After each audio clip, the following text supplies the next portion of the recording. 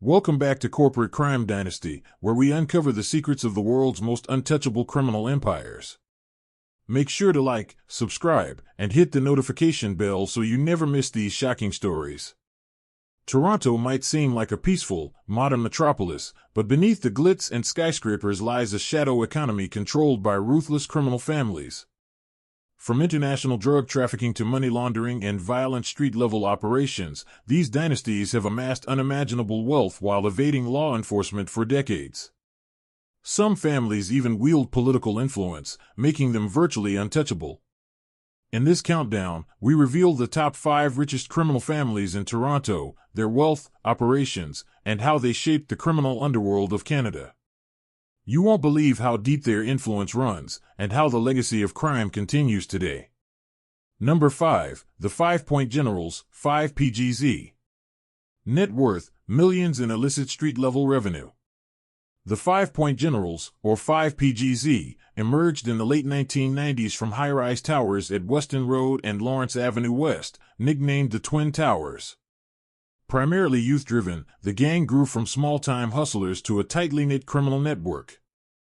Their origin reflects Toronto's socio-economic challenges, with young members drawn into crime through poverty, neighborhood rivalries, and limited opportunities. The 5 Point Generalz became infamous for drug trafficking, weapon trafficking, and violent robberies. Their street-level operations were strategically coordinated across Toronto's West End, allowing them to control key neighborhoods. The gang used intimidation to maintain dominance, often deploying teenagers as couriers and lookouts. Police reports revealed they were involved in the 2005 Boxing Day shooting, a tragic incident that claimed the life of 15-year-old Jane Kriba. Beyond violence, 5PGZ orchestrated small-scale money laundering through local businesses, blending criminal proceeds with legitimate revenue to avoid detection. Their criminal reach extended into rival territories, sparking turf wars that echoed across the city. Despite being a street-level gang, the 5 Point Generalz leveraged community influence, fear tactics, and strategic alliances with other criminal elements. Senior members maintained strict discipline, ensuring loyalty and minimizing exposure. Informants suggest they cultivated networks with minor politicians and local officials, creating an environment where law enforcement often encountered resistance or silence from witnesses. Surveillance revealed coded communications between towers, allowing coordinated attacks and rapid responses to rival threats. Wealth from illicit activities was lavished on flashy cars, designer clothing, and luxury apartments, signaling dominance and attracting new recruits. Law enforcement cracked down after the Boxing Day shooting and other violent events. Numerous arrests weakened the organization, though remnants persist in Toronto's West End neighborhoods. The gang's influence has diminished, yet its legacy continues to shape youth crime and urban street culture in the city. Number 4. Dixon Bloods. Net worth, millions, extensive street-level control. Formed in 2006 in Dixon Road, Toronto, the Dixon Bloods are primarily comprised of Somali, Afghan, and African-Canadian youths. Their formation reflected challenges in marginalized communities, where unemployment and disenfranchisement created fertile ground for gang recruitment. The Dixon Bloods quickly became notorious for drug and weapon trafficking, robberies, extortion, and organized crime, spanning Toronto neighborhoods. Police operations, such as Project Traveler, uncovered sophisticated networks of couriers and safe houses. Members coordinated attacks on rival gangs, often using intimidation to consolidate control. Money from narcotics and weapons was funneled through small businesses, creating a facade of legality. Multiple violent incidents heightened public attention and law enforcement scrutiny. The Dixon Bloods cultivated loyalty through fear, strict hierarchy, and mentorship of younger members. Elders within the group guided operations, while younger members carried out street-level enforcement.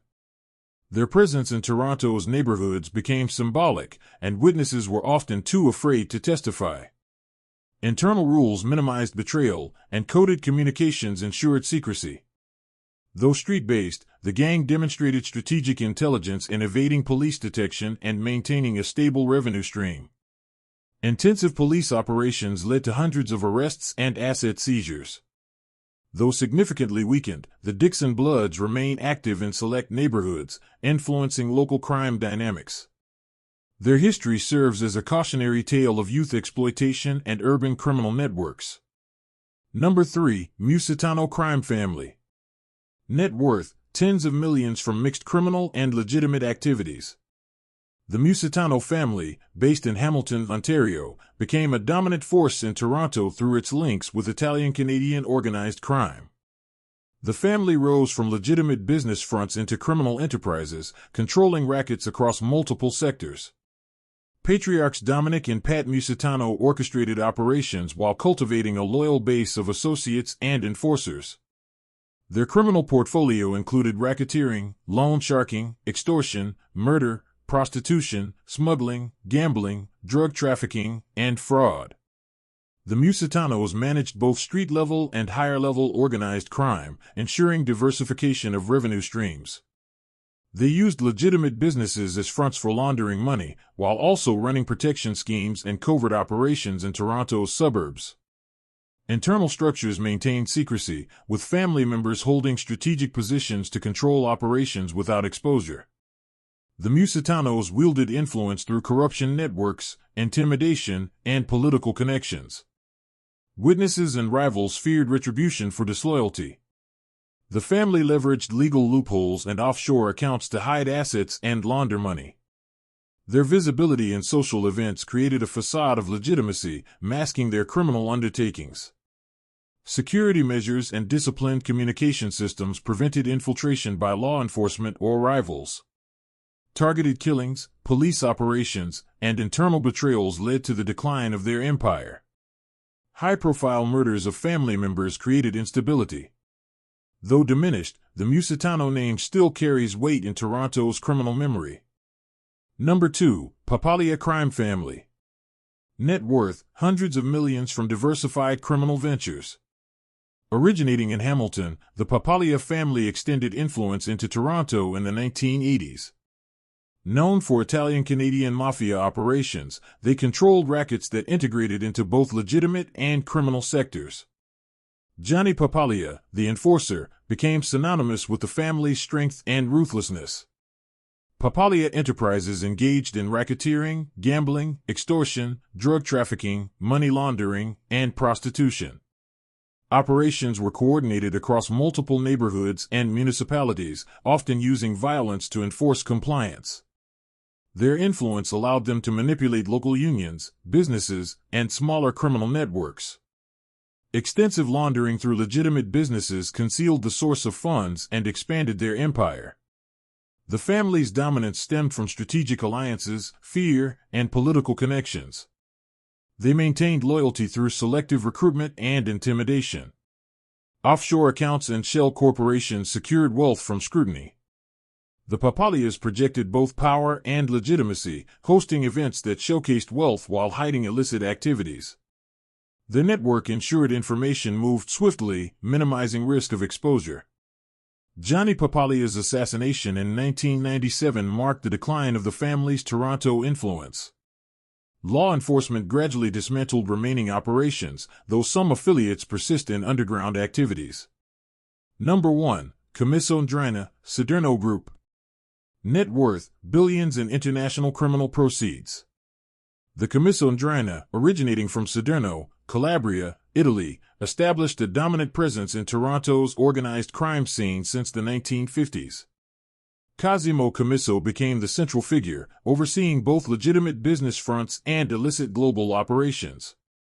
Their portfolio included drug trafficking, money laundering, arms smuggling, and organized crime across multiple continents.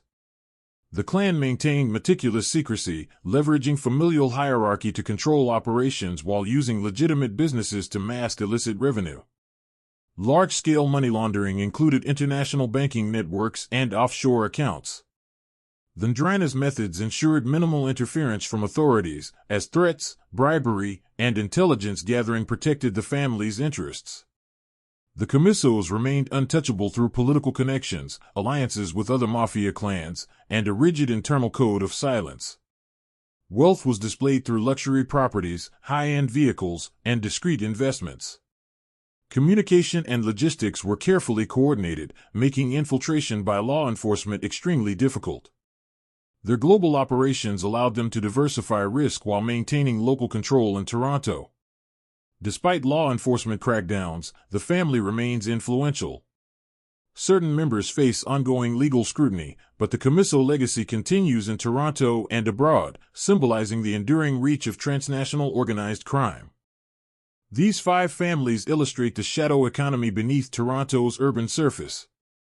Each dynasty leveraged fear, loyalty, and strategic alliances to amass billions in illicit revenue. From street-level gangs like the 5 Point Generalz to international mafia operations of the Commisso Ndrina, the scale and diversity of their crimes are staggering. While some families have declined due to law enforcement intervention, assassinations, and arrests, their legacy persists in Toronto's underworld. Political corruption, fear tactics, and careful laundering methods allowed these dynasties to operate for decades. The human cost, victims of violent crime, community intimidation, and lost opportunities, is immense. The patterns reveal that power in organized crime extends beyond money. Influence, secrecy, and networks create a system almost impervious to casual policing. Modern urban crime is not merely local, it intertwines with international networks, legitimate business fronts, and complex financial systems. Understanding these criminal dynasties is crucial. They are not relics of history, they shape policies, neighborhoods, and public safety even today.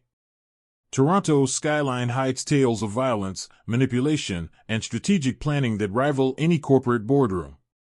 The Commisso, Papalia, Musitano, Dixon Bloods, and 5 Point Generalz remind us that crime evolves, adapts, and thrives where opportunity meets oversight gaps. While governments enact laws and law enforcement pursues justice, these families demonstrate that power, fear, and ingenuity in organized crime cannot be underestimated. As we conclude this countdown, remember, the story of Toronto's criminal dynasties is more than just illegal profit, it is about influence, secrecy, and control that can last generations. Subscribe to Corporate Crime Dynasty for more stories uncovering the hidden world of organized crime across the globe.